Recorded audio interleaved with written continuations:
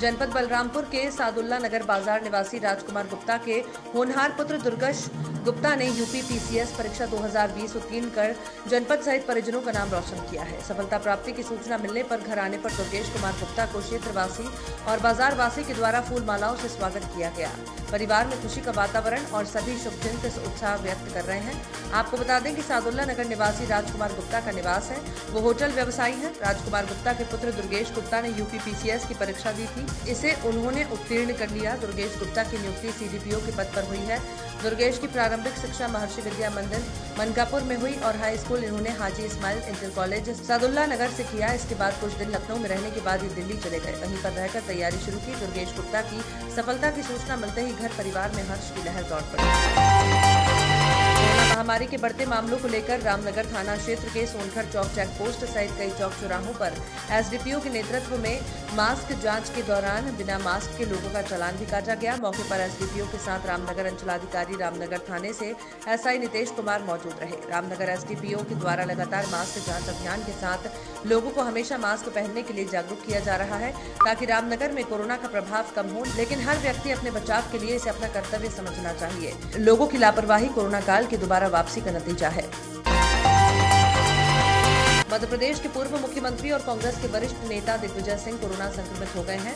उनकी कोरोना जांच report positive आई है। उन्होंने ट्वीट कर इसकी जानकारी दी है। इसके साथ ही उन्होंने पिछले दिनों अपने संपर्क में आए सभी लोगों से आइसोलेशन में रहने और सतर्कता बरतने की अपील भी की। कोरोना महामारी के प्रकोप के कारण बच्चों की सेहत खराब हो रही है। स्कूली बच्चों की आंखों पर असर पड़ रहा है। अभी हालत यह है कि शासन प्रशासन महामारी से निपटने के लिए स्कूल कॉलेज समेत सभी शिक्षण संस्थान को बंद कर दिया है। ऐसे में पढ़ाई सिर्फ ऑनलाइन माध्यम से हो रही है। अब इस पढ़ाई के कारण बच्चों की आंखों की रोशनी लगातार कम होती जा रही है। 90% बच्चों को चश्मा लगने की नौबत आ गई। केंद्रीय मंत्री नितिन गडकरी का कहना है कि कोरोना वायरस और कितना खतरनाक होगा और कब तक चलेगा इसकी कोई गारंटी नहीं है। घर के घर कोविड ग्रस्त हैं और आने वाले 15 दिन या 1 महीने में क्या होगा ये कहना मुश्किल है। उन्होंने कहा कि लोगों को सर्वश्रेष्ठ के लिए सोचना चाहिए, लेकिन सबसे खराब के लिए तैयार रहना चाहिए। इस महामारी से निपटने के लिए दीर्घकालिक प्रबंधों की जरूरत है। कोरोना वायरस का कहर पूरे देश में पीक की ओर बढ़ रहा है। देश में आज लगातार दूसरे दिन कोरोना वायरस के 2 लाख से अधिक नए केस सामने आए और इस तरह से पिछले 37 दिनों से कोरोना संक्रमण के बढ़ने का सिलसिला जारी है। जिस रफ्तार से कोरोना वायरस के मामले बढ़ रहे हैं, ऐसे में एक बार फिर से लॉकडाउन की आहट सुनाई देने लगी है। इस बीच केंद्र सरकार की कोरोना को लेकर रणनीति पर तंज कसा है और 3 स्टेप में बता दिया कि कोरोना के खिलाफ जंग में सरकार की क्या रणनीति है। कोरोना संक्रमण से घिरे गंभीर मरीजों को ऑक्सीजन की जरूरत को देखते हुए रिलायंस कंपनी द्वारा इंदौर के लिए 60 टन लिक्विड ऑक्सीजन उपलब्ध कराई जा रही है। ये ऑक्सीजन जल्द ही इंदौर को मिलेगी। इससे अस्पतालों में भर्ती मरीजों को कुछ दिन के लिए बड़ी राहत मिलेगी। गुरुवार को कलेक्टर मनीष सिंह को रिलायंस कंपनी के एक अधिकारी ने फोन पर ऑक्सीजन की आपूर्ति को लेकर जानकारी दी। बेटियों के साथ अक्सर दुष्कर्म की खबरें आती रहती हैं। इससे जुड़ी खबर जब भी सामने आती है तो अंदर से टूट सब जाते हैं और सबका दिल दहल जाता है। ऐसे में अब खबर आंध्र प्रदेश के विशाखापट्टनम से एक दिल दहला देने वाली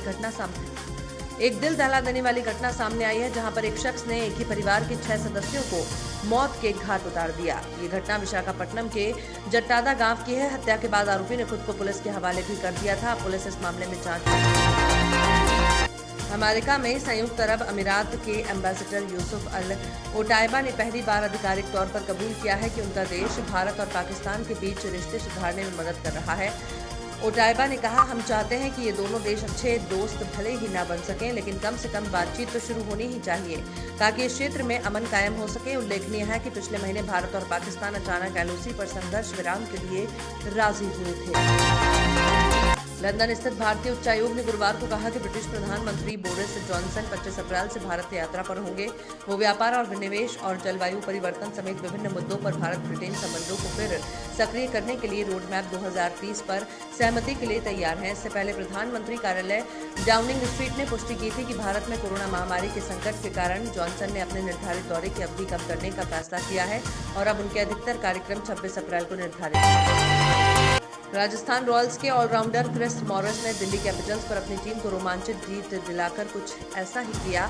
राजस्थान रॉयल्स का पिछला मैच किंग्स 11 पंजाब के खिलाफ था और उस मैच में जब जीत एक शॉट की दूरी पर थी तब मॉरिस स्ट्राइक लेने को बेताब थे, लेकिन कप्तान संजू सैमसन ने एक रन लेने से इनकार कर दिया और मैच राजस्थान के हाथ से फिसल गया। भारतीय क्रिकेट कंट्रोल बोर्ड ने गुरुवार को खिलाड़ियों की सेंट्रल कॉन्ट्रैक्ट लिस्ट जारी की।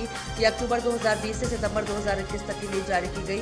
बीसीसीआई की इस लिस्ट में 28 खिलाड़ियों को जगह मिली है। हर बार की तरह इस बार भी बीसीसीआई ने खिलाड़ियों को 4 ग्रेड में बांटा है। इसमें grade A plus grade A, grade B और ग्रेड सी हैं। चारों ग्रेड की राशि में कोई बदलाव नहीं किया गया है।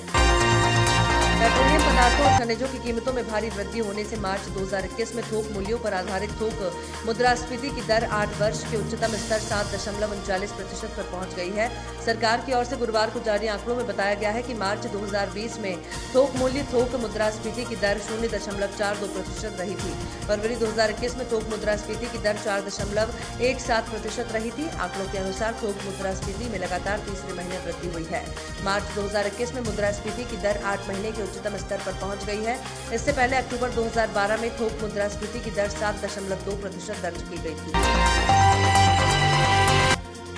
डैमलर एजी ने बहुप्रतीक्षित मर्सिडीज EQS का ग्लोबल प्रीमियर कर दिया है। ये एक बहुप्रतीक्षित इलेक्ट्रिक कार है जिस पर दुनिया की नजर झुकी हुई है। आपको बता दें कि EQS भी पहली मर्सिडीज EQ है जो ऑल इलेक्ट्रिक प्लेटफॉर्म पर आधारित है। इस कार की बिक्री अगस्त में शुरू होगी, जो यूरोप और संयुक्त राज्य में की जाएगी और इसके बाद जनवरी में इस कार की बिक्री चीन में की जाएगी। इस कार के दो वेरिएंट्स में उतारा जाएगा, जिसमें 450 प्लस और 580 4 मैजिक शामिल हैं। आपको बता दें कि इस कार को टेस्ला इंक की टक्कर में उतारा गया। बॉलीवुड फिल्म इंडस्ट्री पर अक्सर ये आरोप लगता रहा है कि वो साउथ की सुपर हिट फिल्मों के हिंदी रीमेक बनाकर करोड़ों रुपए छापती रहती है। आने वाले वक्त में भी बॉलीवुड इंडस्ट्री के माथे से कलंक नहीं मिटने वाला है। बॉलीवुड लाइव हिंदी की इस रिपोर्ट में आप ऐसी 5 तमिल फिल्मों के रीमेक के बारे में जानेंगे जो बॉलीवुड के लिए करोड़ों कमा कर देने वाले हैं।